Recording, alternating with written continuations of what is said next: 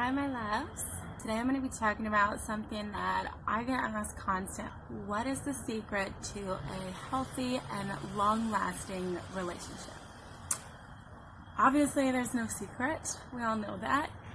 But there are some things that I believe that you have to have in order for your relationship to thrive and be healthy and last. So, number one is hard work. Honestly, people often believe that love is supposed to be easy, and the feeling of love comes easy, but staying in love and keeping a healthy, strong relationship that lasts a lifetime, that's not easy. That is the fight of your life. You are gonna have to put in hard fucking work to make that happen. When things get tough financially or whatever it is, decisions are going to have to be made. And you're going to have to fight. You're going to have to learn yourself, self-reflect all of the traumas. Maybe you're bringing toxic behaviors, whatever it is, and you're going to have to fight to overcome yourself and overcome whatever struggles you guys face. So hard work. Next up, forgiveness. If someone was to ask me, what is love to you, Kay? I would answer that love is forgiveness. To me, they're the same thing. They literally mean the same thing. You cannot have one without having the other. You cannot have a relationship that lasts without forgiveness. Another thing that people like to believe is that your soulmate or the person who loves you is never going to hurt you. That's so much bullshit. Like, so much bullshit. And so many marriages fail and relationships fail because of this myth that everybody believes, because of whatever fucking fairy tales that we've been watching since we were kids or whatever. But the truth is, your loved ones are going to hurt you. And you're going to hurt your loved ones. Sorry, but we're human. We're not fairy tale creatures. We're human. And humans are messy and fucked up and selfish. Humans make mistakes. And if you're talking about being with somebody for a lifetime, come on, how many years is that? 50 years, 60 years, more than that? Y'all are going to hurt each other. If you think that you are going to be with another person, another human being, imperfect human being, for 50 plus years, and you guys won't hurt each other, whether intentionally or not, that's naive. There's going to be times when you make mistakes or your partner makes mistakes, and that's where forgiveness comes into play. If you do not have forgiveness, you will not make it. Moving on, communication. Obviously, Em and I talk about this all the time. It's like our answer to everything. And I know that gets annoying, but it's the fucking truth, y'all. I'm talking about healthy, effective communication. And that is something that actually most people don't know how to do. I didn't know how to do it. Em didn't know how to do it. And we had to teach ourselves and learn. We had to first identify that we weren't communicating effectively. And then we had to learn how. If you're not communicating effectively, you're going to be talking in circles. A lot of times, we listen to the person speaking just so that we can have a response. And that's not effective. A lot of times, we are very defensive. And that's not going to be effective, because when we're defensive, we're not listening to what the person's telling us. A lot of times we word things that put our partner on the defensive. And that's not going to help them listen to you. You guys have to learn each other in that way so that you guys can have effective communication, conversations where you really are getting to the root of things. You're really hearing each other out. You're really coming to solutions and compromises that benefit your relationship. Okay? Another one is sacrifice. Any relationship is going to take sacrifice.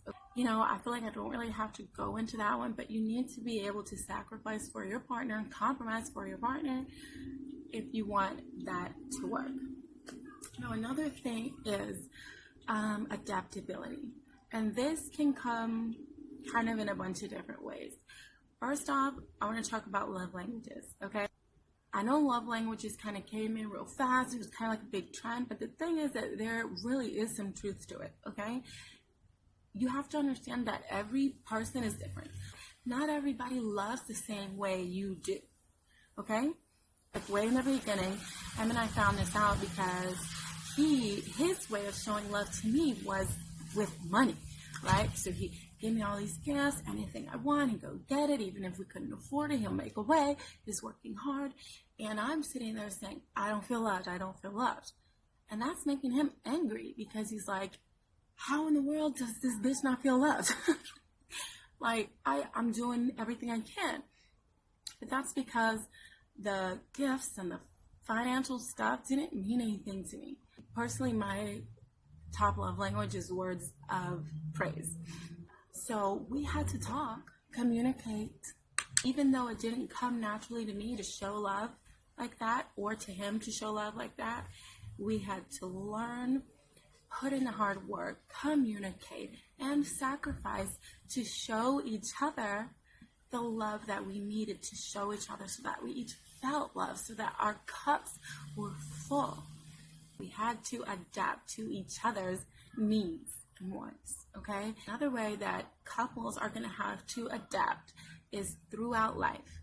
So once again, when you're talking about being together for a lifetime, 50, 60 years, you're going to change.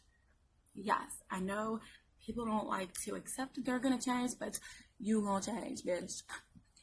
When I got together, I was 19, 20 years old, and he was 26, and, you know, oh, we're never going to change. It's going to be like this forever. And now, so dumb. We changed. Over the past 10 years, we have met many different versions of ourselves. And it has been beautiful and difficult at times. But we learned that over the course of life, we're going to change. We're going to grow. We're going to learn. We're going to experience things that change us, change the way we see the world.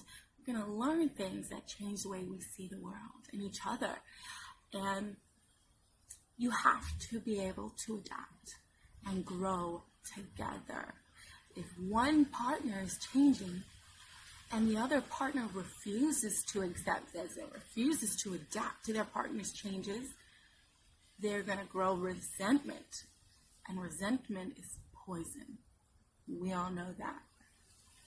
You have to be able to communicate and put in the hard work and maybe sacrifice if necessary to understand why your partner's changing, what they're going through, have sympathy and change with them or adapt to the changes with them.